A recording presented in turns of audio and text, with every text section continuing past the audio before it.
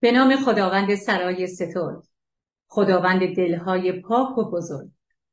عرض ادب و احترام دارم خدمت همه شما دوستان و همراهان همیشگی برنامه پرشنواز. مهمان امروز ما جناب آقای نوید عبدالملکی، قهرمان ایران و آسیا در رشته کاراته و مبارز در مسابقات MMA هستند.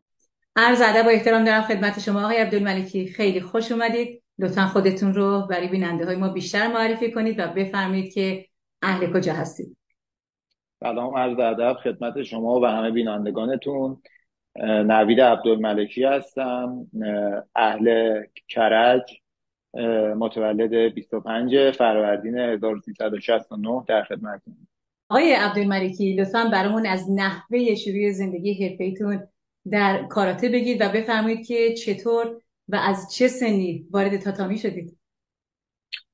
بله، زنده باشید. من از سال 1378 ورزش شروع کردم. رشته اول ورزشیم ژیمناستیک بودش که پدرم همیشه مشوقم بود که ورزش رو من انجام بدم، که سال 78 بعد از ژیمناستیک من وارد رشته کاراته شدم. خیلی ناخواسته، یه خورده بازیگوش بودیم، انرژیمون رو میخواستم خانواده یه جا مثلا باشه من بتونم خالی کنم.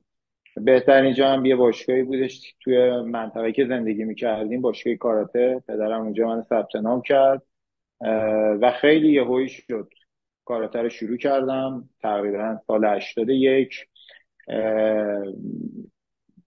من اونجا یه مسابقاتی بود، بعد از 3 ماه 4 ماه مسابقات جام 14,000 شهید بود که مربیمون ما رو برد و من اونجا تونستم مدال برنز رو بگیرم. تو رده کمربندی بود البته، که بعد اون دیگه من انگیزه گرفتم که کلا ورزش رو ادامه بدم. آقای عبدالملکی، لطفاً از افتخارات ورزشیتون برامون بگید و بفرمایید که کدومی که از دستاوردهای ورزشیتون براتون بیشترین افتخار رو به همراه داشت. من سال 83 دیگه وارد تاتمی شدم. افتخارات ورزشی هم از استانی، کشوری، تو رده های نوجوانان، جوانان، امید، بزرگسالان، تو همه رده ها تونستم مدال بگیرم.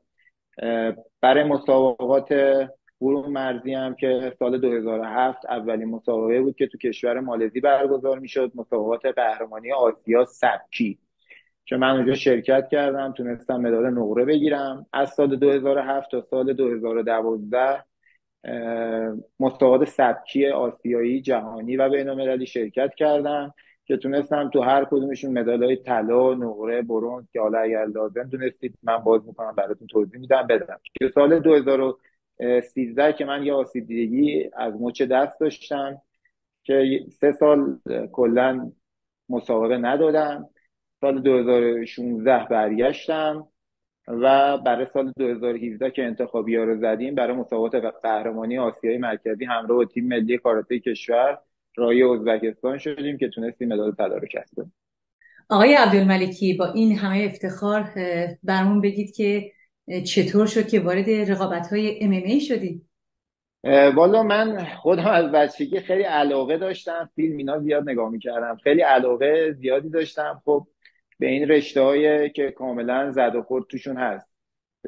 ولی خب به هر حال خانواده دوست ندارن که ما آسیب ببینیم. ما توی ورزشی ما رو ثبت نام کردن مثل کاراته که برخورد آنچنانی مثل رشته ام ام ای نداره.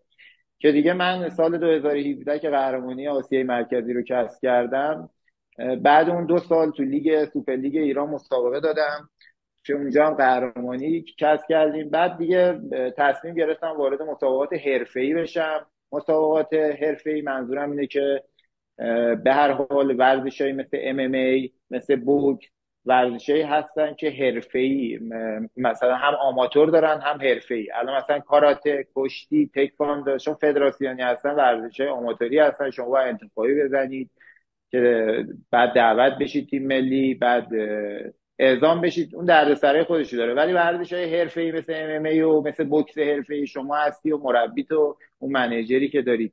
خیلی علاقه زیادی داشتم و یکی از دوستانم هم قبل من تو این ورزش، اونم کاراته کار بود، تو این ورزش ورود کرده بود. من خودم هم دوست داشتم که تو این ورزش برم و دیگه تمرینام سال 2019 شروع کردم و خدا رو شکر تونستم که سال 2021 اولین مسابقه تو کشور بلاروس توی سازمان BFC، یکی از سازمان‌های خوب دنیا، بدم و اولین بازیمو با یه حریف اوکراینی داشتم که تونستم حریفمو تو 1 دقیقه و 25 ثانیه شکست بدم. دوباره تو همون سازمان 3 ماه بعد بازی کردم، حریفی از کشور بلاروس بود که اونم تونستم توی 3 دقیقه و 30 ثانیه شکستش بدم و همچنانم برای مسابقات دارم تمرین میکنم و ایشالله به زودی هم بازی بعدی هستش. آقای عبدالملکی، توی سفرهای ورزشی که برای مسابقات مختلف توی که خیلی از کشورهای که دنیا داشتید، چه تفاوتی بین کاراته و کلا ورزش ایران با سایر کشورها شما دیدید؟ والا بخوام راجع به مقوله صحبت کنم باید برای شما تا صبح صحبت کنم، واقعا اصلا قابل قیاس نیستیم با کشورهای دیگه. من فقط میتونم بگم مهمترین چیز مدیریت تقویم مدیریتیه. یعنی ورزشکاری که الان توی اردوی تیم ملی مثلا هست نمیدونه الان برای چه مسابقاتی قرار اعزام بشه، نمیدونه اصلا تقویم مسابقات ما نداریم، تقویم ورزشی نداریم، نمیدونیم که قرار این مسابقات آقا اعزام کنی ورزشکار رو یا اعزام نکنی. الان دغدغه ورزشکار اینه آقا که این یعنی یه چیزیه که تو کشورهای دیگه اصلا یه چیز تعریف شده است. یعنی میدونن آقا چند تا مسابقه باید، چند تا تورنمنت باید شرکت کنن برای مسابقات اصلی. مثلا قبل المپیک میان کاراته‌بانای مختلف ورزشکاراشونو میبرن، میان مسابقات بین‌المللی مختلف میبرن که ورزشکاراشونو آماده کنن برای المپیک. ما مشکلمون الان، بزرگترین مشکل ورزشی ما اینه که ما تقویم ورزشی نداریم. یعنی اینکه هر کی بخواد دل بخواد یهو ورزشکار رو اعزام میکنن، یهو اون ورزشکار که میره رو سکو مدال میگیره تو مسابقات اصلی اعزام نمیشه. اینا رو اگه این یه چیزیه که خیلی مهمه. خیلی چیزای دیگه هست که من الان بخوام به شما بگم خیلی زمان، خیلی وقت برنامه‌تون میگیره، ولی مهمترین چیز نداشتن تقویم ورزشیه. آقای عبدالملکی، به عنوان یک ورزشکار و قهرمان جوان و موفق، اگر این فرصت رو داشتید که توی ورزش کشورمون یک مسئله رو تغییر بدید یا اصلاح کنید، شما چه کاری انجام میدادید؟ من مهمترین کاری که انجام میدادم، من خودم اگر واقعا روزی به این جایگاه برسم، اولین کاری که میکنم دست واسطه ها رو قطع میکنم.